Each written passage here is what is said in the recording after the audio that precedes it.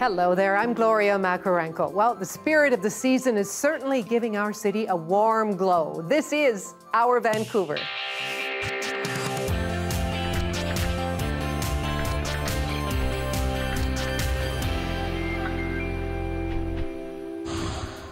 Coming up, showing gratitude even in a difficult time. And tips for safe shopping for unique local gifts. But first, how a chance encounter with a cattle roundup inspired a new short film from one of this city's brightest filmmakers.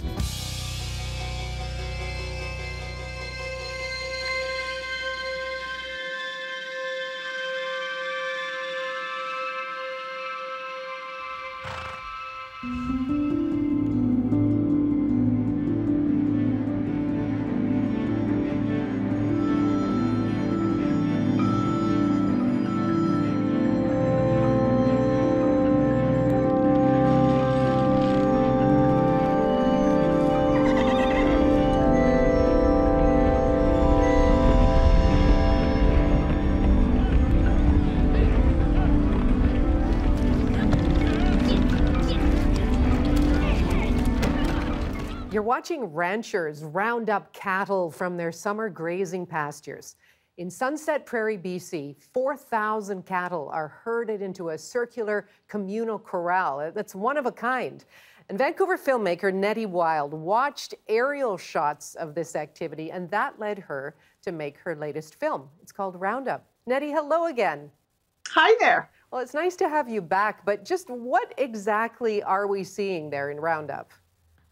Well, one of the things that was so delightful about the circular corral is that it gave me this extraordinary image when we flew our drone up into the air and looked perpendicular, just straight down into this amazing moving mass of cattle against the circular corral in the landscape, which is the culmination of a roundup that happens every fall, not just in the Sunset Prairie Community Pasture, where this takes place in northern BC, but right across the country. But what's unique about this one, as you pointed out, is its circular nature, which not only gives me a fabulous shot, but is actually circular for a reason. Okay, which is?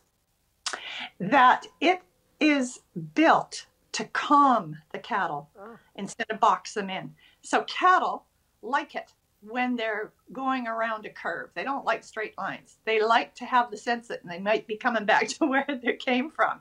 And so this is revolutionary, and it's humane for the animals, and it makes it so that the ranchers, which are, there's 20 to 30 ranch families, depending on the year, on the perimeter of this circular corral, and they're waiting for their cows to come one by one around this circular chute, and when they see their cow, they scoot them off into their paddock, and in 4 hours, that massive communal herd of 4,000 cattle turns into 20 separate little herds.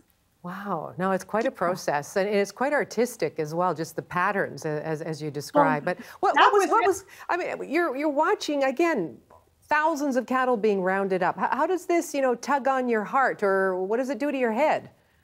Well, I think one of the reasons why I'm so taken by particularly the aerial shot is that it's beautiful and complex and melancholy. It's all those things. So as a filmmaker, it's, the holy grail in terms of an image. It doesn't need words to express it. And then it's the human being, you really roundup time, as any rancher worth his or her salt will tell you, is a melancholy time as well as a very, it's a tradition that's been passed down through generations. It's the payoff of a whole year's work. But, as one of the main musical themes in Roundup is the auctioneer's call, and many of those animals are going off to the auction. Well, yeah. So what do you say to people who might, have a really strong emotional reaction to this film, whether it's, animal rights activists or vegetarians? Well, depending on who you are, you really see a different film. And, I think it's important for as long as there are people who eat meat. I think it's important that we take a really hard look at where our food comes from.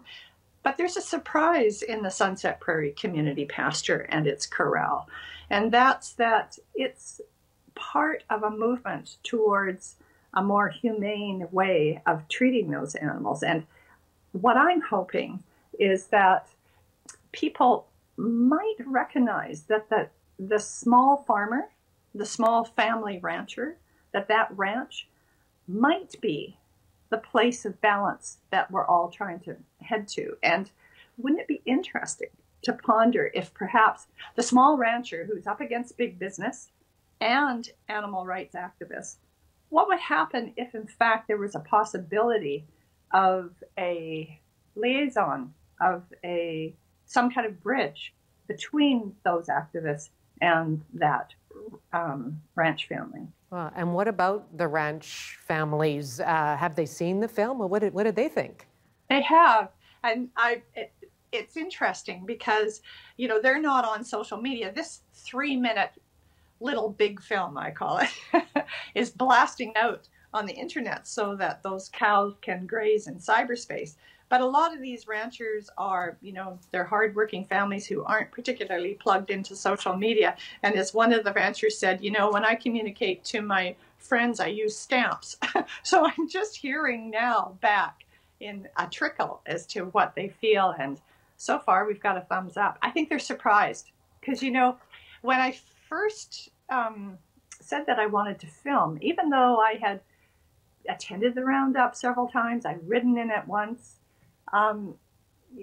many people were, excited to have their work shown, but there were just as many who were very frightened and they weren't sure what I was going to do with it. And when I assured them that I was going to make art,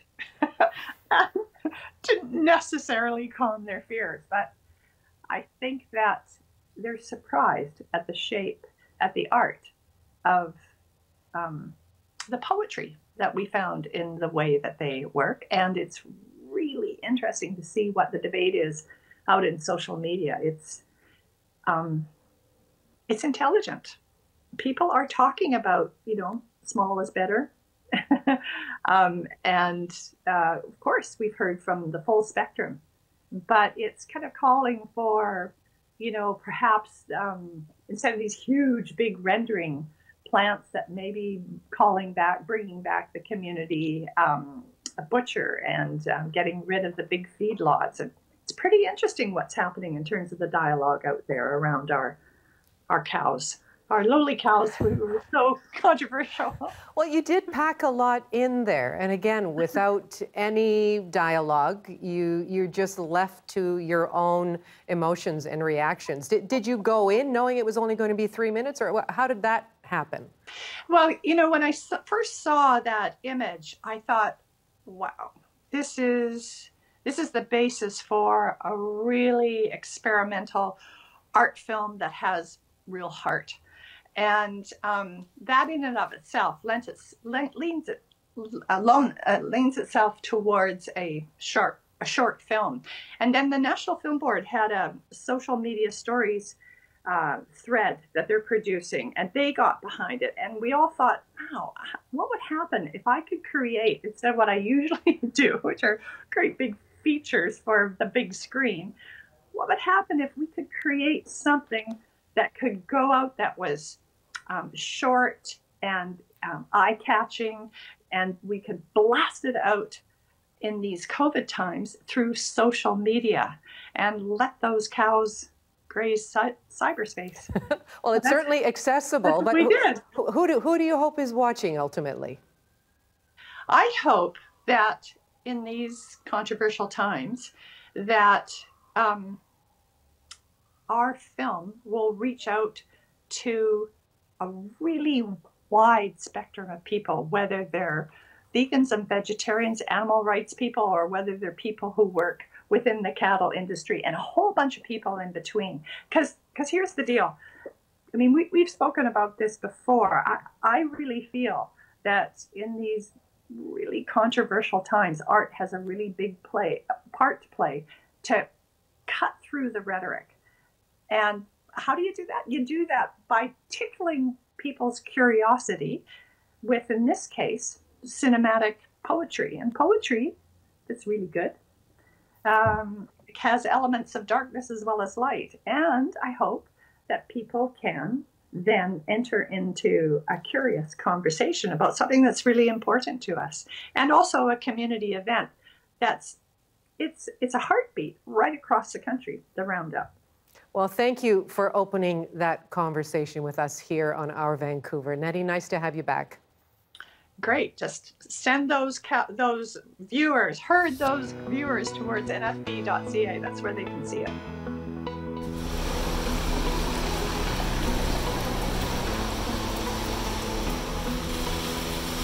This is Our Vancouver. All right, it's time for one of our favorite features. This is where we get to showcase a number of the photographs sent in by you, our audience. This week, the inspiration came from the season that we are in. Ashok Singh shows us Christmas in Burnaby with all the lights aglow. Thank you so much for sending us that one. And Christian Jeszelski went to the canyon lights at Capilano Suspension Bridge when it was still open. That is such a wonderful image, Christian. It just takes us there. Thank you. And finally, Judy Thompson was out in Cole Harbour and saw the Christmas sales at Canada Place. Wonderful. Thank you so much, Judy. See, there's so much we can still do outdoors, and we would love for you to send us more photographs. Just email them to bcphotos@cbc.ca. That's bcphotos@cbc.ca. Now, a few weeks ago, a Vancouver singer gave a live concert at a downtown supper club to an estimated 4,000 fans. But don't be alarmed. This was a COVID-safe show at a time when stages across much of the country are off limits. So, how did she do it? The CBC's Ian Hannah-Mansing shows us. Okay, cool. You guys want to try that again? You've heard of entertainers trying to reach their audiences online during the pandemic, but I'm pretty sure you've never seen anything quite like this. In a space usually devoted to creating movies, special effects, and video games, Jill Barber and her band are rehearsing for what is, to be entirely honest, a bit of an experiment.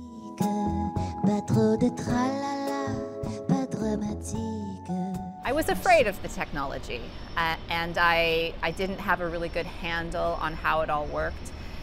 It's been a very steep learning curve this year, and I feel like I've sort of shifted the narrative. It used to be that technology was not necessarily our friend as musicians, but now we're finding it can be a great tool to use. I spoke to Barber this summer about how she was turning to Zoom with regular stages shut down. Had you done an online show before? No, I was really reticent to do an online show. Stealing glances. The concerts from her home were simple and the interaction with audiences heartwarming. When I hear the song, give me strength that I need to leave my country and fight for our relationship. I'm so thrilled that that is the case, and I really appreciate you sharing that with me. She sent me home and straight to bed. But then a company called Showcap Entertainment came calling, pitching something much more ambitious. A live show on a virtual stage, Barber accompanied by her band, and real-time computer-generated images. Anything was possible. Showcap suggested Paris or New York. But Barber had a better idea. She'd read about the Palomar in the book Vancouver After Dark, in a building that had been torn down more than 60 years ago. And the Palomar was this legendary hotspot here in Vancouver in the 30s and the 40s, and it hosted the likes of Ella Fitzgerald and Billie Holiday and Nat King Cole and the Mills Brothers, the Ink Spots, all these incredible artists of the day. And it was actually a huge part of the nightlife scene back in the day in Vancouver. So, using green screens and motion capture suits, a studio showcasing Vancouver's contemporary entertainment industry helped restore the memory of one of the city's historic venues. A. Thomas Goldberg is the creative director of the project. This kind of thing is, I think it's an untapped opportunity for this kind of technology. You know, the ability to sort of reconstruct places and sort of eras that no longer exist and do it in a way that can make it accessible to a contemporary audience. And this was the result. Welcome to the Palomar. Si les fleurs qui bordent les chemins. A slightly mind-bending mixture of past, present, and future. The Palomar reconstructed by computers from the few old pictures they could find and a bit of artistic license. Jill Barber singing live, her band transformed into ghostly images, answering questions from the audience during the intermission. One of the questions had, how many hours does this take to come together? I don't know if there's a... Yeah, about a million. A million, probably. And a lot of people putting in a lot of time and talent. And maybe all of this providing a glimpse of performances yet to come, especially during COVID. In these times where so many events are forced to happen online, I was really pleased to create an event online that was meant to be online. It was not the next best thing. It was something that was truly a result of collaboration and coming together to do something creative, fun, and cool, and connective for our audience in these times. Barber says more than 4,000 people watched on their screens. Even for a singer who's played venues like Massey Hall, this was her biggest audience as a headliner. And for a singer who was reluctant to go from on stage to online, she may have found just the right mix. I think what we've been missing in a lot of the online shows is a little sense of magic, and I believe that this production really brought the magic. I feel like it gave the audience a sense of nostalgia, a sense that they were stepping back in time and leaping into the future at the exact same time. And I think that that was a really cool experience for my audience, and it was certainly a very satisfying experience from my perspective. Because I believe in you.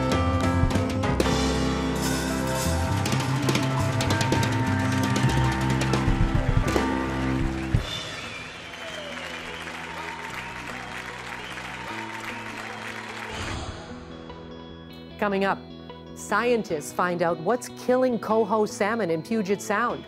Johanna Wagstaff will explain right after the break.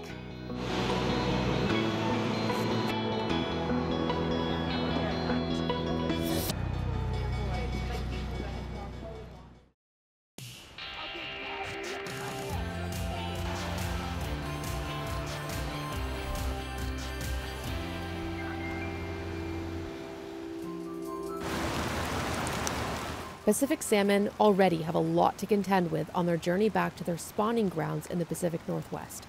Swimming thousands of kilometers, dodging fishermen and orcas, water diversions, and global warming. But after overcoming all of that, more than half of the Coho salmon that return to the urban streams of Puget Sound die before they can spawn. It's a mystery that dozens of scientists have been trying to solve for decades, until now. A breakthrough paper led by a research team at the University of Washington has discovered what they're calling the smoking gun, tire dust. We isolated the specific chemical that was killing the fish. And so we found what we think is the primary reason these Coho salmon die in these creeks when it rains. The search for the Coho killer started with investigating the water quality, a multi-agency effort led by NOAA Fisheries. But it wasn't until they recreated urban stormwater runoff that they were able to recreate the same mortality rates. A killer so lethal, it takes out 40 to 90% of returning Coho almost immediately after ingestion, something called 6-PPD. It's basically like a preservative for tires. When the sun heats low-level pollutants, it creates ozone, and that can break apart the bonds in a tire. 6-PPD protects tires from this ozone, and it exists in every single tire, in every single vehicle, on every single road, washing into the creeks and rivers every time it rains. Across the border, one that salmon are oblivious to, this new research has been a wow moment for some salmon conservationists here in BC. We're getting dead Coho salmon who have not had the opportunity to put their eggs into the gravel. The solution might not be as straightforward. It would be almost impossible to build a treatment system to eliminate 6-PPD from every road. And while the U.S. Tire Manufacturers Association issued a statement saying they are committed to collaborating with researchers, can we really change every tire on the road for the sake of one particular type of salmon? Even if this is a major source of mortality in coho salmon, we should not rest on our laurels because we know there are other threats. In the end, we really need transformative solutions, figuring out things like how to get less cars on the road and better management of our watersheds in general. Johanna Wagstaff, CBC News, Vancouver. Thank you, Johanna, for that story. You are watching Our Vancouver. I'm Gloria Makarenko. So, how is your holiday shopping going? There has certainly been a big push to shop local this year, to support our local retailers. Well, designer Karla Dreyer is back with us now to show us what she has found out there. Karla, hello. Hello, how are you? I am doing pretty well, thank you. I miss you here in studio. You know, the last time we spoke, it was just as the initial lockdown was ending. I think it was around Mother's Day. So how have you been doing since then? You know, pretty good, right? Every day's, you know, has its things, but overall, we're in full Christmas mode. I got 2 young girls, and they're excited about Santa coming, so we're in that mode right now. Okay, yeah, well, we can. Fun. I mean, luckily here in British Columbia, so far, fingers crossed, we can still get out and shop with safety measures in place, of course. Yes. What have you been seeing out there? Oh, I found some good stuff to show you. So, you know, as you said, I think it's really important to support our local shops, our local makers, which I love doing anyway, but especially this year. So I'm going to start with a company out of Bowen Island, Sangre de Fruta. And I love saying that. I'm probably not saying it exactly, but Sangre de Fruta. And she makes soaps and face wash, bath salts, body creams, and I think this would just be such a lovely gift to have. It's so luxurious, it's locally made, plant-based, and I love that the fact that this would just be such a great gift for anyone on your list, whether it be like a teacher, you give it to husband, wife, friend, and again, supporting local with something that's beautiful and adds a nice ritual, which I think we all appreciate right now. And that's usually not something we buy for ourselves. So I like the idea of sort of going over and above as a gift too. What else have you got for us? And it's special. So I'm going to think outside of the box here, the gift of fitness. Now, one of the things with COVID is the fitness industry. All the gyms have closed. So I thought, let's support our local fitness community. One thing I've been doing and loving is called Alaline, which is an on-demand program. So you pay like a monthly fee and you can get Pilates and HIIT workouts and meditation and body strength. They've just got a ton of workouts and they do them live. And I thought this would be a fun thing to do either like as friends, you could kind of give it to each other and kind of grab this workout plan together. And again, it's supporting local companies, and it's keeping, you know, our physical and mental health. So I thought that was something fun to consider. I love that idea for sure. I want to come shopping at your house. What else have you brought for us? Flowers. I am just a lover of flowers, and nothing makes me happier. So, you know, with the floral industry, with no events and weddings going on, again, great to support them. Our little flower company, one of my favorite local companies, they're doing a flower subscription. So it could be like weekly, bi-weekly, monthly, but that would be a gift like if you were giving to your mother or mother-in-law every month, getting a beautiful bouquet of flowers. Hey, I want that, hint, hint. So I think that would be beautiful. Me too. Add me to the list. So that's a great one. You just said you're going to get surprise bouquet every month. That's the gift that keeps on giving for sure. Yeah, and you would remember that. So me too. You've got some jewelry there too? I've got some jewelry. We always have to have some jewelry. I love this. It's called Mother Malas, and I've actually been mailing these to some friends right now. What I love is that you kind of give her a little description of who you're sending it to, and she kind of internet stalks them, to be honest. And finds out kind of what the best stones are for them, of where they are in their life, and kind of writes a special note of why they're getting that and why they're maybe getting that particular stone. And I think just during this time to get something really special and meaningful. She's also making ones for kids, which are super cute. I know my daughter, my 12-year-old's wearing one right now just because it's a tough time for people. And I think having things that are, you know, handmade and have meaning to them are just really special. So I love that one. And what's next to the jewelry?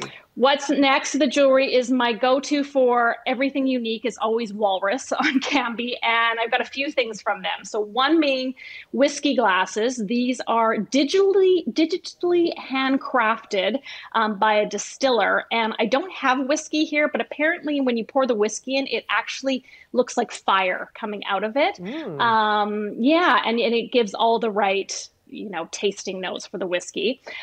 This, which I thought was really cool, locally done too at Walrus, is that the candles that never burn out. So you just add the fluid to it and they'll last forever. And they come in like different colors. So you can get them in black or gold or rose gold. And I thought, wait a second. The candles that never burn out. I was just looking at them. I was saying, are those actually lit? And they don't drip. They don't drip either? They don't.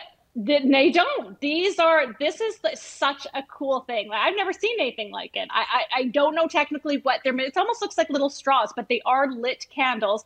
They have a beautiful ambient glow, and all you need to do is fill up the oil, and they last forever. So I thought that is like such a great gift for so many people. It's a beautiful effect for sure. I'm taking notes. Okay, Karla. Do you have more? Of course I do. A little stocking stuffer here on the front. These are little Bluetooth speakers. So my kids have been eyeing this up. What's really fun about it is they're all in these like fun colors like pink and orange, and a great little stocking stuffer, and you can bring them with you. And apparently you can use it instead of a selfie stick too. You just press the bottom and it'll do selfies. I don't know.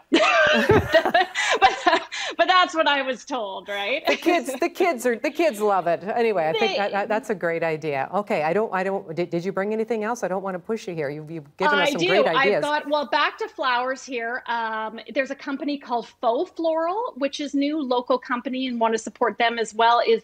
And this isn't the faux flowers we used to think of. I mean, you cannot tell the difference. It's so beautiful and of course lasts forever. So I thought this is a really nice and unique gift to give to someone. And again, like with the flower industry, same as our little flower company, they've been really affected this year. So I think great places to support as well. What about you for the holidays? What are you doing? Staying close to home, obviously. Staying close to home. We are in full holiday mode. We've been watching a Christmas movie a night since November. So I think we've gone through all of them like twice now. Well, I'm glad that you're doing a lot of the footwork work for us, and those are some great ideas. What are you hearing from the local shop owners in terms of how they've been weathering this pandemic? Yeah, you know what? I think for everybody, it's been tough, right? And I think, but what's come out of it is so nice is the support and them supporting each other too. So I think finding that community of being able to support those makers and them supporting each other. So I feel like in that aspect, it's really positive. And this is a time we can really show that support to them. Well, thank you for showing us so many great ideas. Karla Dreyer, so good to see you. Happy holidays. Happy holidays to you too. I'm Philip, this is our Vancouver. If you want to get into the holiday spirit safely, the Panto is offering an online program called Panto Come Home. It's pajama-clad Veda Hilly and the artistic directors James Long and Maiko Yamamoto reliving the greatest East Van Panto hits from past shows. Just go to theculch.com for ticket information.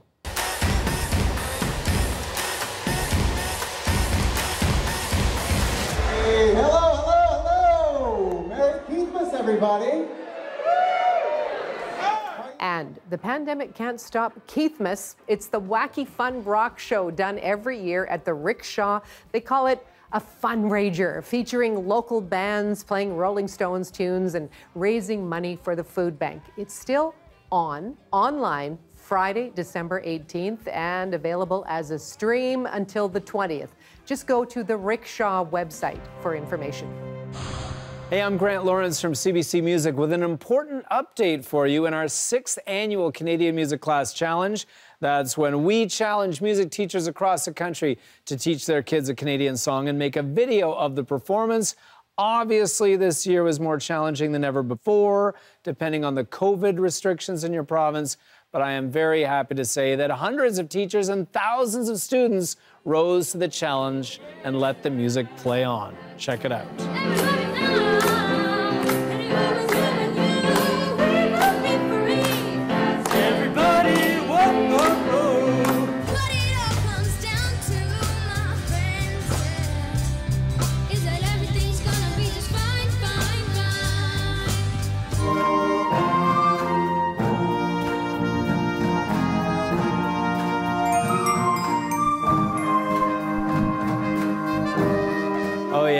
This weekend, we revealed our national finalists in all age categories from kindergarten to grade 12, and here's a few more of those highlights. If you ever feeling down, you have a place in my heart, baby.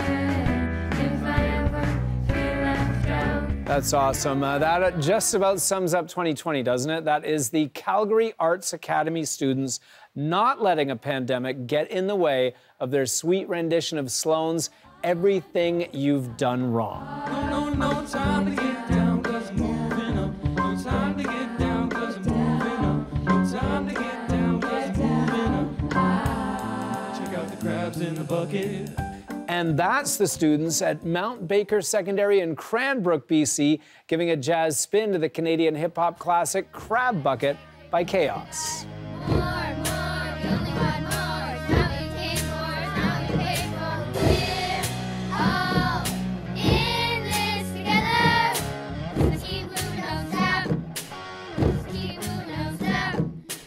Oh yeah, rocking out in Quispamsis, New Brunswick. That was the kids at Chris Saunders Memorial Elementary School taking on the Sam Roberts pandemic anthem, We're All in This Together. And those are a few of the schools that have made it into the finals of our 2020 Canadian Music Class Challenge. You can check out the entire list for yourself at cbc.ca/music class. I'll be back to reveal the winners of this year's challenge in a couple of weeks. That's when you'll find out which classes will win thousands of dollars worth of new musical instruments for their classrooms. Great job, teachers and students. I'm Grant Lawrence from CBC Music. Stay safe, and I'll check in with you again next week. Coming up, celebrating Hanukkah by learning all about the signature seasonal donut.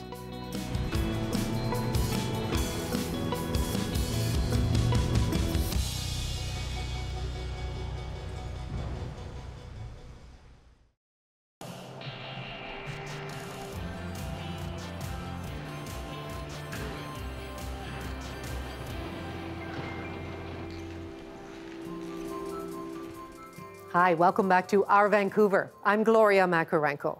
Happy Hanukkah to those celebrating.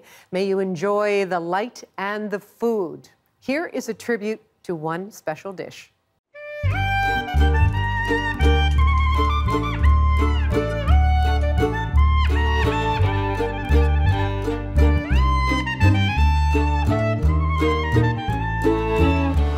take a piece and blessing the dough.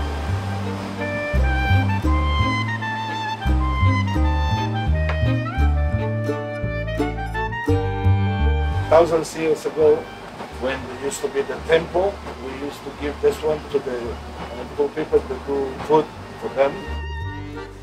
The reason we have jelly donuts at Hanukkah is actually really has to do with them being a fried food, that we traditionally eat lots of different foods that are cooked in oil. So sufganiot is one example, as well as things like potato latkes, potato pancakes. They're also just delicious, and it's a good excuse to eat donuts. We eat them because the oil brings us back to the original story of Hanukkah.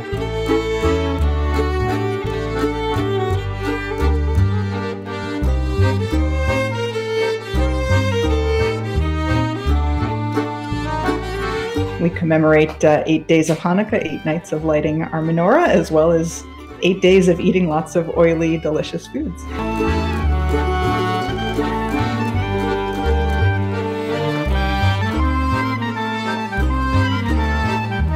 Which is your favorite? My favorite, the simple one.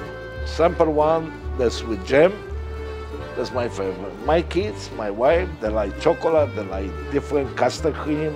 In Israel, they have become such an important part of kind of the broader celebration of Hanukkah. But now there are these incredible gourmet donuts that pop up, and I feel like every year the bakeries in Israel try to one-up each other to make the most incredible and creative types of sufganiot. And then I celebrate with, usually without the pandemic, with friends and family. On this pandemic, I have to celebrate only with my family. We light the candle every day, one more, for 8 days. We have a dinner and a nice shot.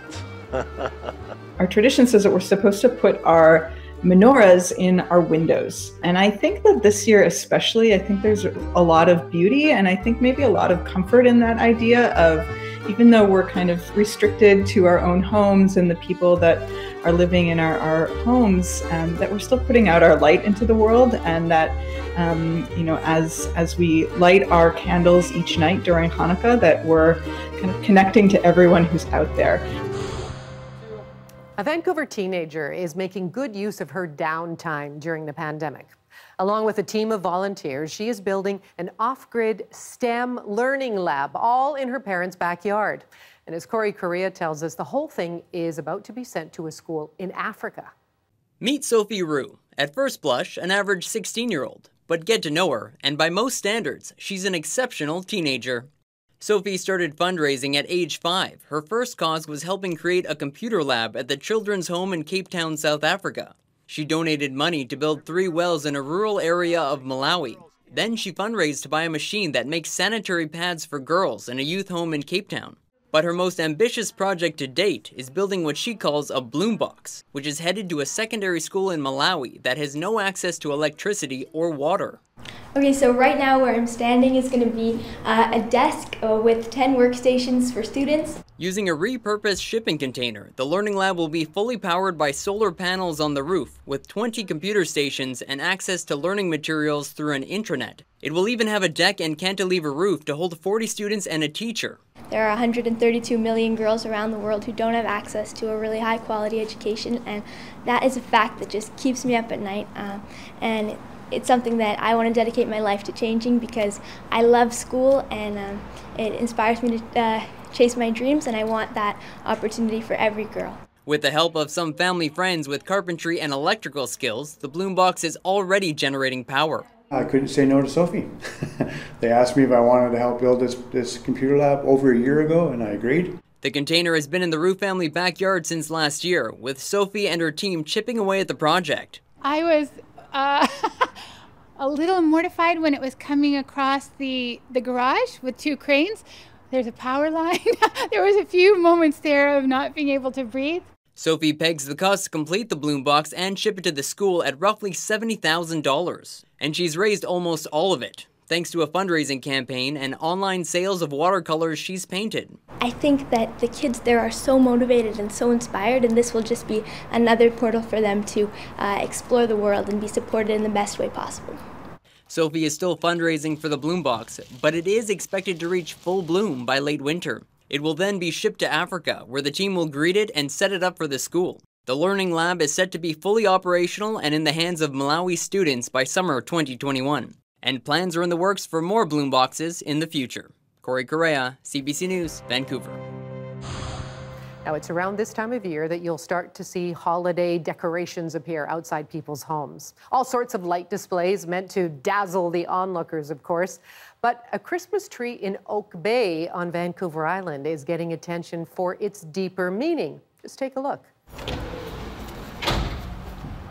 This is a gratitude tree. With 2020 and with COVID-19 and restrictions that are in place, we're all feeling the pinch, whether it's through work or family or losing people. And I thought if I could put some positive messages out there daily for the next 25 days in hopes that it would bring a smile to someone's face for at least those 25 days, even one person a day, then that is my little part that I can do to help spread some joy.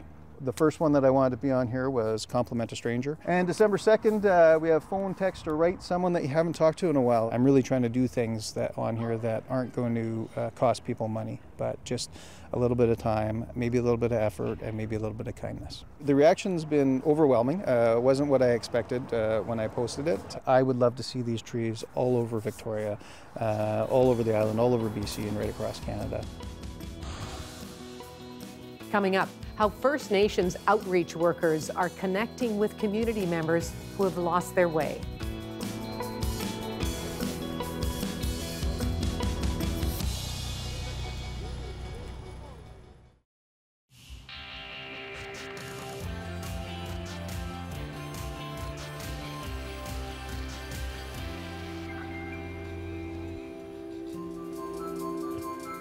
You are watching Our Vancouver. I'm Gloria Makarenko. Now, the troubles of Vancouver's downtown east side are well documented as a place of poverty and addiction. Well, for many Indigenous peoples, it is a black hole that few escape from. But a new program is changing things. As Wamish Hamilton of our Urban Nations unit tells us, a Haisla man's journey from near death to safety in his home community is a testament to First Nations outreach. 8 years ago, James Harry was an addict. He used to walk the streets and alleys looking for his next fix of crack cocaine. Today, he surveys them as an outreach worker looking for his own people who are where he used to be. Because I've been down here and I know exactly what they're going through, exactly what they're feeling. It was here that James found Dakota Auckland, a 22-year-old Haisla man originally from Kitimat. And coming from the doctor and the nurses that attended to him, that's basically on his last leg. James is also Haisla, and his nation was the first to start looking for their own people on these city streets. The All-Nation Outreach Program was formed to get their citizens off the street and into treatment. Possibly home. The help they need. Let them know that they're loved. Let them know that they matter. Only thing I was working towards thinking of was using. Dakota is now 700 kilometers away from the downtown east side of Vancouver. He's living in a recovery home in Prince Rupert. He's going on 8 months of being clean and sober. Today, he's far away from a possible death from tainted drugs or a medical infection. I just can't believe that I'm here. This from my son reminds me that everybody is in a storm. Everybody needs an anchor. Lynn is Nishka. After a car accident that could have killed her, she saw an opening in this program and knew this is what she had to do. She felt the Creator saved her for a reason, and now she works to give back through the program. I believe I'm here because I have a very strong heart. I have a very strong mind, and I'm able to give the support that people need to hear and they need to see. The All-Nation Outreach Program has grown from just the Haisla to the Squamish, Heiltsuk, and Nisga'a nations. The hope is for more and more First Nations to join up. And to have your nation come looking for you, I guarantee you there's no better feeling to these people down here. Look where I ended up. So it's not to be taken lightly. Way to go, Dakota. I'm proud of you.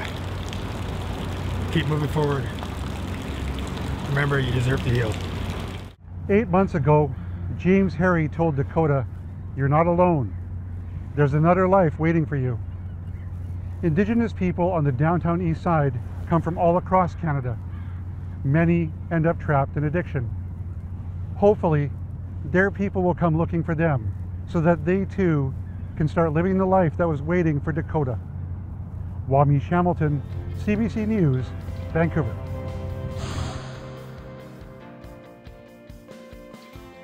CBC Vancouver is so lucky to have award-winning photographer Ben Nelms on staff. Here are a few images of the week we had, captured in only the way Ben can.